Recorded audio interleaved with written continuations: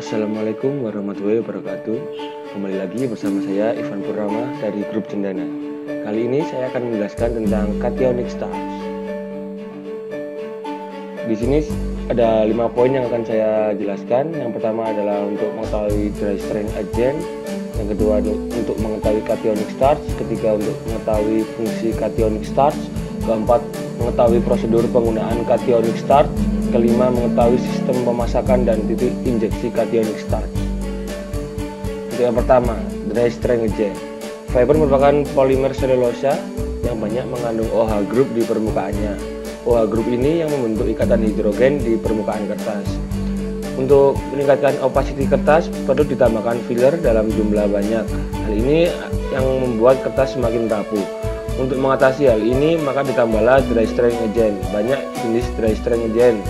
Contohnya adalah cationic stars. Selanjutnya adalah cationic stars. Umumnya stars berasal dari jagung, kentang, ubi, dan lain-lain. Stars di dalam tumbuhan atau umbi berbentuk butiran yang tidak larut dalam air.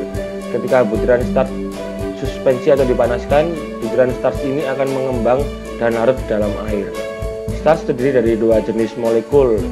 Yang pertama adalah rantai pendek dan lurus, namanya amilosa. Kemudian yang kedua adalah rantai bercabang dan banyak namanya, yaitu amilopektin. Agar mempermudah pereaksian, biasanya stars jarang dipakai secara langsung. Umumnya stars ditambahkan bahan kimia sehingga stars menjadi bermuatan.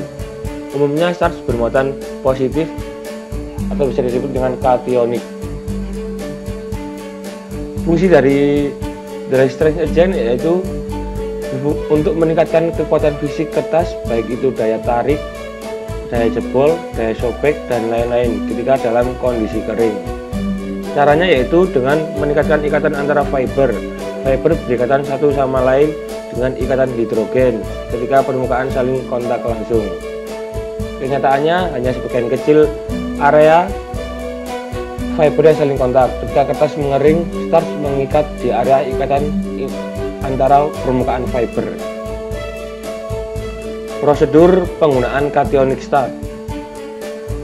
Yang pertama, masukkan 1 jumbo cationic stars 800 kg ke dalam jet cooker.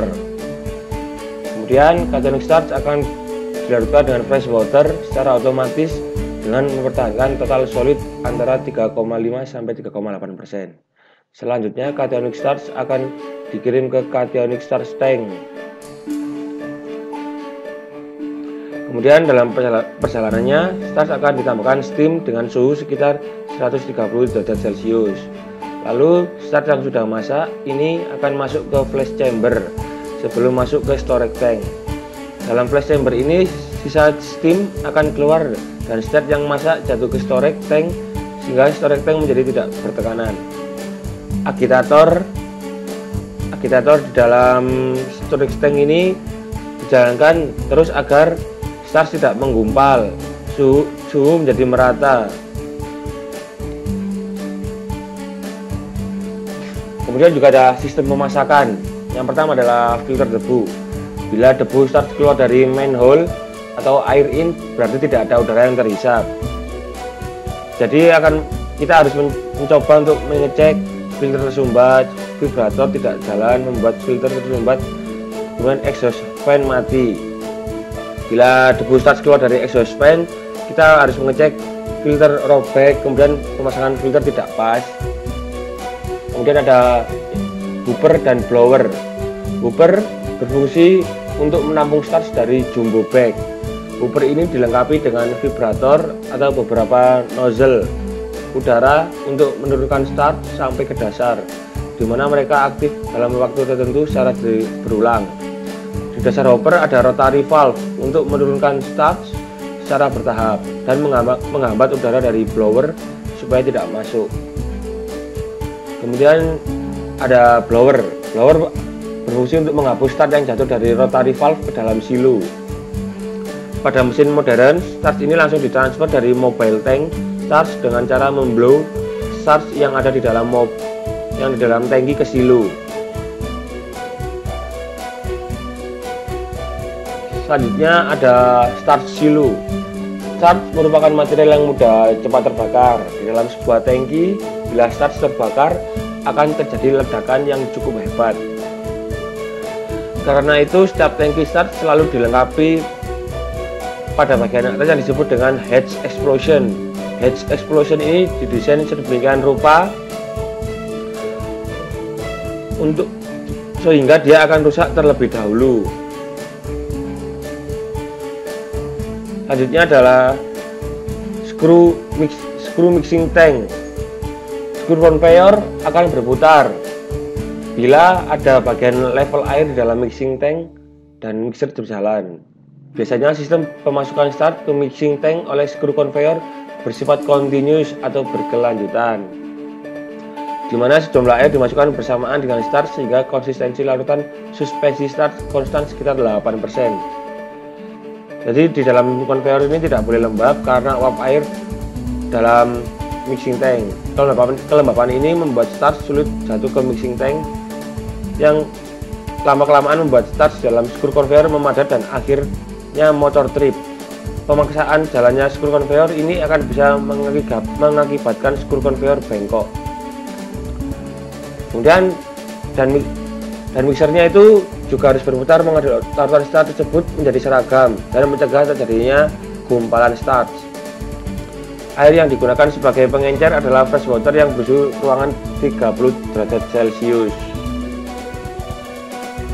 Selanjutnya ada cooker. Cooker berfungsi untuk memasak larutan starch, di mana starch berubah bentuk dari bentuk butiran menjadi bentuk cairan. Pada sistem lama, pemasakan starch ini dilakukan secara konvensional, di mana larutan suspensi starch dimasak dengan mencampurkan steam secara langsung di dalam tangki yang berukuran cukup besar. Sistem ini tidak efisien karena banyak energi yang lepas dari tangki berupa uap steam. Terjadinya hammering di pipa steam karena terjadinya perbedaan suhu yang besar antara pipa steam dengan larutan starch di dalam tangki. Karena maintenance cost yang cukup tinggi pada sistem konvensional ini, seperti tangki bocor, pipa steam retak, kemudian transmitter rusak, maka banyak yang beralih menjadi ke sistem injeksi steam langsung yang dikenal dengan jet cooker, di mana steam dicampur dengan larutan starch sedemikian rupa di dalam hydro heater sehingga suhu larutan starch naik dengan cepat. Hal ini membuat tidak terjadi hammering sehingga kerusakan equipment sangat minim. Selanjutnya, starch yang panas melewati pipa yang berkelok-kelok sehingga cukup lama starch berada di suhu yang panas dan yang akan membuat cukup lama waktunya. Waktu ini disebut dengan cooking time. Panjangnya pipa ini disesuaikan dengan flow starch yang melewat sehingga cooking time-nya tepat. Keluar dari ujung pipa ini, starch sudah merubah menjadi bentuk cair dan transparan. Selanjutnya ada storage dan agregator. Starch yang sudah masak ini kemudian masuk ke dalam flash chamber, kemudian sebelum masuk ke storage tank. Di dalam flash chamber ini, sisa steam akan keluar dari starch yang masuk ke dalam storage tank sehingga storage tank menjadi tidak bertekanan. Di flash chamber ini juga ditambahkan air untuk menurunkan konsistensi starch sebelum masuk ke storage tank. Agitator dijalankan terus supaya starch tidak membeku dan menjaga suhu tetap merata. Bagian luar dari storage tank dilapisi dengan rock wool sebagai penahan panas sehingga starch tidak cepat turun. Selanjutnya ada pump dan filter. Bila stator memulai aus, maka flow dan tekanan akan turun. Gap antara stator dan rotor begitu dekat, maka perlu pompanya di-flashing setelah penggunaannya agar starch tidak lengket dan mengering di antara stator dan rotor yang membuat pompa tidak berfungsi. Filler sebelum cooker berfungsi untuk menyaring supaya yang pertama serpihan ke plastik karung starch, kemudian yang kedua pecahan rubber stator pompa, kemudian yang ketiga gumpalan starch yang tidak larut tidak masuk ke jet cooker yang bisa membuat nozzle hydro heater dan pipa cooker tersumbat. Filler sebelum dosing point berfungsi untuk menahan pecahan rubber stator dan starch menjadi agar-agar tidak masuk dalam proses stock preparation. Kemudian yang ini adalah titik injeksi cationic start. Cationic start biasanya diinjeksikan di pipa setelah mesin cas atau sebelum silo. Di pipa tersebut stok masih dalam kondisi kental atau thick stock, sehingga untuk meningkatkan keberhasilan injeksi cationic start yang bermuatan positif membuatnya harus diinjeksikan terlebih dahulu ke stok yang bermuatan negatif.